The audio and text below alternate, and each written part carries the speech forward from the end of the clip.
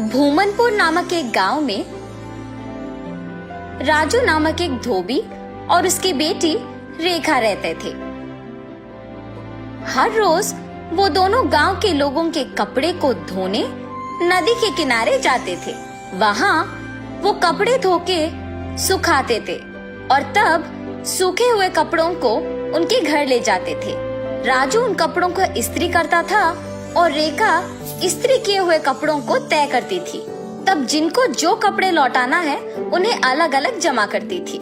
ऐसे हर दिन वो मेहनत करके पैसे कमाते थे और ऐसे ही कुछ दिन बीत जाते हैं।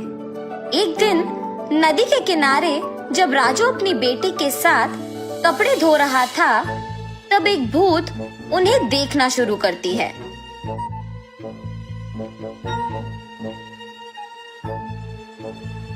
न जाने मैं कब ऐसे कपड़े पहनूंगी। ऐसे उन कपड़ों के पास जाकर उन्हें पकड़ने की कोशिश करती है, लेकिन उन्हें पकड़ नहीं पाती है। तब क्या मैं इस कारण इन कपड़ों को पकड़ नहीं पा रही हूँ कि मैं एक भूत हूँ? ऐसे सोचकर राजू की बेटी रेखा की ओर देखती है। बिना कुछ सोचे समझे उसके अंदर घुस जाती है। घुसने के तुरंत बाद लाल लहंगा और जैकेट मौजूद जगह को भाग के जाती है और हाथों में कपड़ों को पकड़ के बहुत खुश हो जाती है। बेटी को ऐसे अजीब तरह से पेश आते देख राजू कहता है, हाँ क्या हुआ तुम्हें रेखा? वहाँ खड़ी हो, बहुत सारा काम है, चलो। लेकिन रेखा में भूत घुसने के कारण वो कुछ नहीं कहती है। तब राजू उसके पास जाता है। रेखा गुस्से से अपने पिता की ओर बड़ी आंखों से और लंबी नाखून के साथ देखती है। उसे ऐसे देख उसके पिता डर जाते हैं। पापा, मुझे ये अच्छा लगा है और मैं यही पहनूंगी, ऐसे कह के वहाँ से चली जाती है। रेखा को ऐसे देख उसके पिता डर डर के घर धीरे से सारे कपड़े लेके पहुँचते हैं। तब तक रेखा वहाँ उसको जो कपड़े पसंद आए वो सारे पहन के तैयार होती है।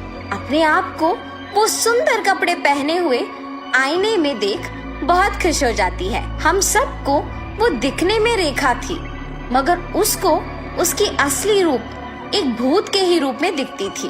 और ऐसे ही हर रोज आए हुए कपड़ों में अपने पसंदीदा कपड़े चुनकर उन्हें पहन के तैयार होके अपने आप को आईने में देख खुश होती थी। दिन प्रतिदिन उसका तैयार होने की चाहत बढ़ती जाती है।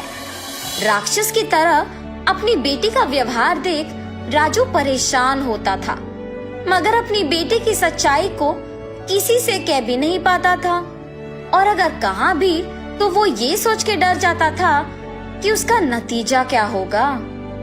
एक दिन जब गांव के जमींदार राजू को धोने के लिए कपड़े लेने के लिए बुलाते हैं, तो राजू वहां जाता है। कपड़े लेके जब राजू वापस घर पहुंचता है तो सारे कपड़े बाहर निकालता है। तब रेखा उन कपड़ों के पास आके उसमें पीले रंग लहंगा और लाल जैकेट लेके वहां से चली जाती है। जब राजू को कपड़े लौटाने का समय आया तो वो देखता है कि उसमें पीली लहंगा और लाल जैकेट नहीं है। तब वो सोचता है कि जरूर ये रेखा के ही पास होगा।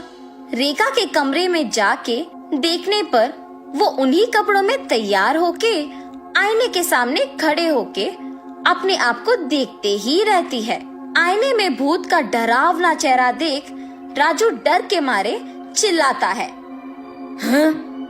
तुम यहाँ क्या कर रहे हो? राजू उसके ऐसे पूछने पर कांपते हुए कहता है, अम्मा, आपने जो कपड़े पहना है वो जमींदार की बेटी की है। इनको आज उन्हें लौटा देना है, कृपया उन कपड़ों को दे दो। हाँ? क्या? कपड़े?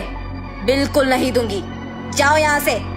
ऐसे कपड़े उनके पास बहुत होंगी, अगर आप अभी इन कपड़ों को वापस कर देंगे तो और भी कपड़े लेके आऊंगा। अब अगर मैं इन कपड़ों को नहीं लौटाऊंगा तो मेरा व्यापार नहीं चलेगा। मैं हाथ जोड़ के विनती करता हूँ, वापस कर दो, तुम मेरी बेटी नहीं हो। हा हा हा, सही पहचाना। हाँ, मैं तुम्हारी बेटी नहीं हूँ। ऐसी और कपड़े हैं? हाँ, बहुत सारे। तो फिर इन कपड़ों की मुझे क्या जरूरत? ऐसे कहकर उन कपड़ों को वहां छोड़ के हवा में उड़ के गायब हो जाती है। ये जान के जमींदार की बेटी के पास बहुत सारे कपड़े हैं, वो सीधा उनके ही घर पहुंच जाती है। अच्छे कपड़ों के लिए सारे कमरे छान मारती है। उस घर में मौजूद जमींदार के परिवार वासियों को राजू की बेटी का व्यवहार कुछ समझ में नहीं आता है। जमींदार की बेटी अपने पिता को बुला के कहती है, पापा पापा, राजू की बेटी रेखा बहुत अजीब तरह से पेश आ रही है। ऐसे कहते ही वो वहाँ जाकर कहता है, ए लड़की, क्या कर रही हो? पागल हो गई हो क्या? जमींदार के ऐसे कहने पर क्रोधित होके रेखा जोर से चिल्लाते हुए अलमारी को उठा के उन पर फेंक देती है। सभी डर जाते हैं और जो कुछ भी वो मांगती है उसके सामने रख देते हैं। रंग बिरंगी कपड़े, जेवर, चूड़ियाँ, सब। हाँ, आओ आओ, मुझे तैयार करते हुए मेरी सेवा करो, आओ। सभी डर के मारे उसके आदेश का पालन करते हैं। उसे तैयार करके उसके सामने ही एक बड़ा आईना भी रखते हैं और सभी उसके पास नीचे बैठ जाते हैं। तभी उसके पिता राजू कपड़ों के साथ जमींदार के घर पहुंचता है। राजू को देख जमींदार गुस्सा होके उस पे चिल्लाने लगता है। वो देख रेखा उसकी शक्तियों का उपयोग करके जमींदार को नीचे गिराती है। क्रोध में पागल होकर सारा सामान जोर जोर से नीचे गिराती रहती है। वहाँ मौजूद सभी को एकदम डरा देती है। एक स्वामी जी ये सब नहीं देख पाते हैं और जमींदार के घर पहुँच जाते हैं। सीधा रेखा के पास जाकर उस पे गंगा जल डालते हैं। कुछ मंत्रों का प्रयोग करके रेखा से उस भूत को बाहर लाके उसे एक बोतल में बंद कर देते हैं। भगवान के रूप में आकर आपने मेरी बेटी को बचाया। उस स्वामी जी का धन्यवाद करके जमींदार से भी माफी मांगकर वहाँ से चले जाता है।